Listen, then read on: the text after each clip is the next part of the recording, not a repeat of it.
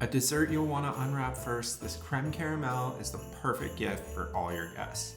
Preheat a water bath in the oven and butter the bottom and sides of a Le Creuset Pâté Terrine. In a Le Creuset saucier, pour in sugar and water, bring this to a boil, stirring often until an amber caramel forms.